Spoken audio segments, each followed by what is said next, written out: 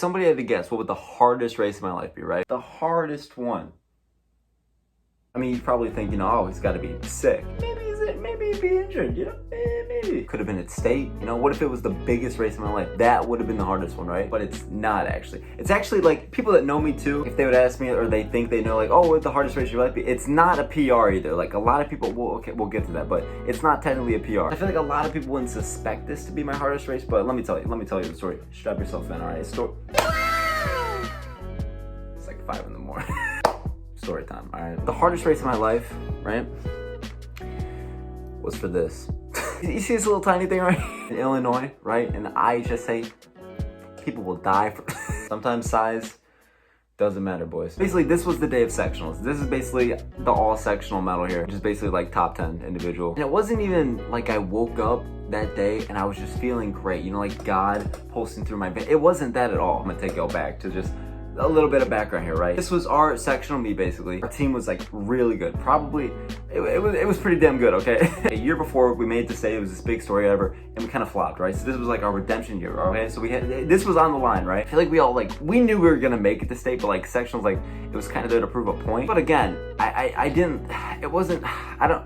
okay, when I have a good race, this is basically how it goes. I have like this mix of like confidence and like thinking I'm gonna fail. It's basically like my deep subconscious has to know that I can do this. Like I'll just tell myself I'm shit. Honestly, that's some of my best races. Also a little thing, I got this from Conor McGregor, okay? He called it the state of Zen. I visualize entering the contest unpredictable. When I make that walk, I'm unshackling chains off of me. And when my feet touch that canvas, it's true freedom. Like I said, I am in a state of Zen. I don't have words for it, but every time I knew I was gonna have a great race, that day before or whatever, it's that state of Zen. Also, like whenever like the day surrounding it or just my life is in like really good vibes, like I usually run pretty well. It's sectional day and we're all really excited and we all wake up, and it's, because the day before we're all fleeking around or whatever, and it was all good shit. I just completely like lost thought from the point where we were just relaxing at our camp, and then when he was just like, when we had to start warming up, I just like, my mind just kind of like blanked, it was just pure, no more thinking. We're warming up, we're stretching, we're doing strides or whatever, and I was just like, there's this picture, right? I look like I'm about to kill somebody. I didn't mean to look like I'm about to kill somebody, but I was so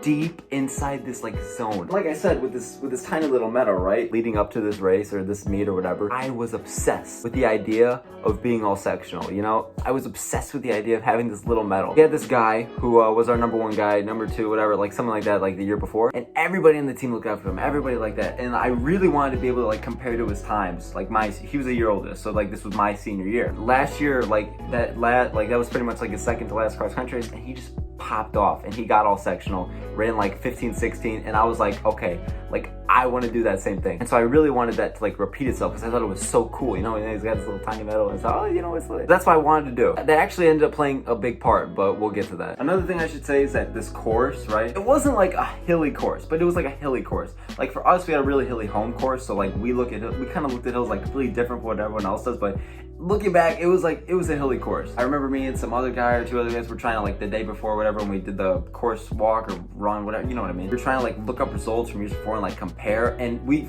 kind of did the math or whatever, and it was about a 30 to 40 second, like it took that much time off. So we knew it wasn't gonna be a PR day, But again, we worked our ass off with hill training because all our home course was, was like hills. So we'd always be doing hills. Like when everybody else, like we'd always hear these other people meets or whatever, and they're getting so nervous over these hills, and we're just like, all right, we're vibing, okay?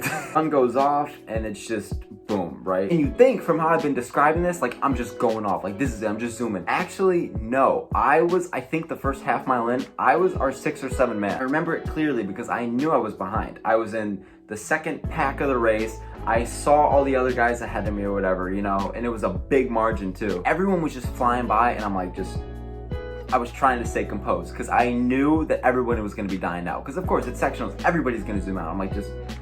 Another thing I should say, because like I was saying, I wasn't thinking at all. I really wasn't. It was kind of like my subconscious, like I was just pure blank, because there are races where you think a lot and there are races where you just think nothing. It was like that in between because I wasn't thinking anything, but like my subconscious was just muttering these thoughts like, just stay relaxed, they're gonna die out or whatever, something like that. But like as soon as that half mile was there, that's when something just like changed, and then I just go for it. By the time we're at the mile, I think I was around the third guy for the team. I think I was kind of like in the middle of the pack, like of the race at this point. And by the way, it was loud, it was intense. If you want like footage of the race, again, watch this old ass video. It's not like, it's like very nostalgic for me, but like, go ahead if you want the vibes. And this wasn't the part where it was hurting, right? Because again, I'm saying this is the hardest race of my life, right? But it wasn't hurting yet. I had no idea what pace I was going at all. With all the 40-second or 30-second time off the race or whatever, I wasn't concerned with pace at all. I was concerned with place, make it to state, and just like pushing everyone forward. That was like it, you know? This was a day where time didn't matter, you know? And especially because it's sectionals, you know, like even more is at stake. I was just thinking like, pass this guy, pass this guy, pass this guy, you know? And once we got to that 2 mile,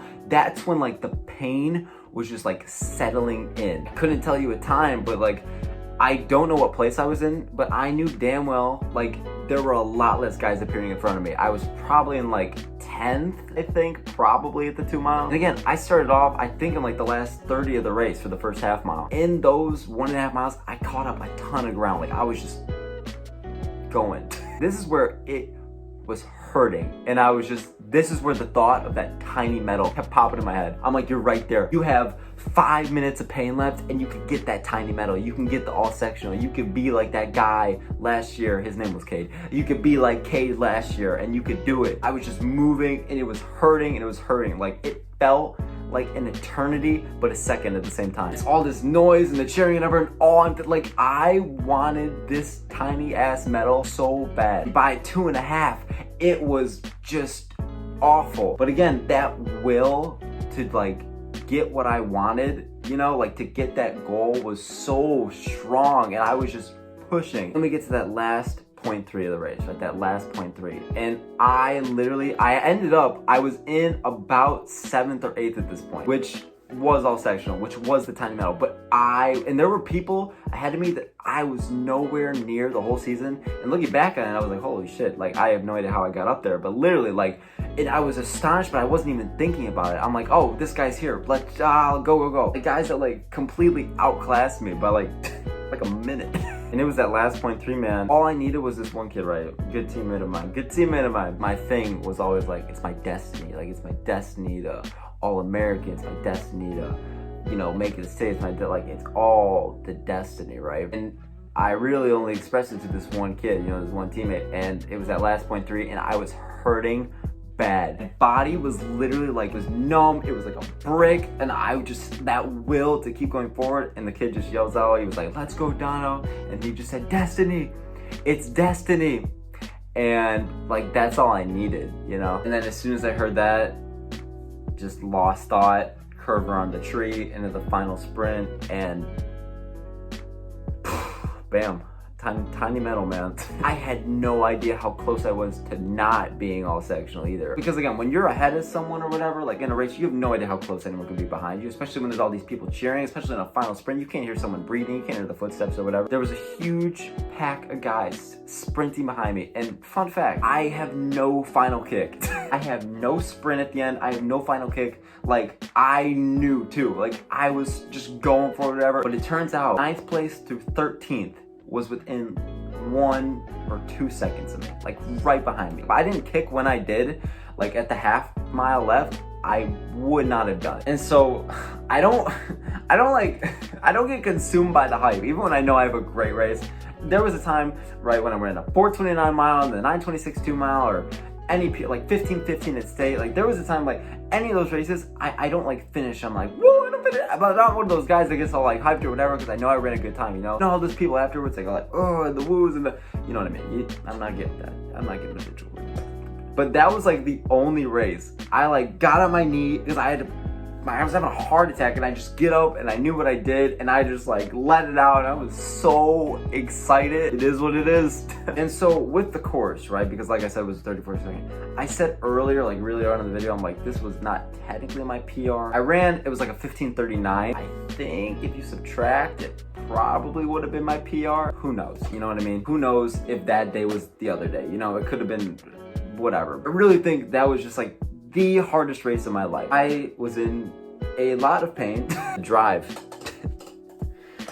for this, it wasn't the fastest race of my life. It wasn't like I was sick. It wasn't like, oh, there, but I just remember it, you know? That is the story. Hardest days of my life. Hopefully you guys enjoyed. Thank you guys so very much for watching. It's itsDvon. Hopefully you guys enjoyed the video. And I will see you all next time.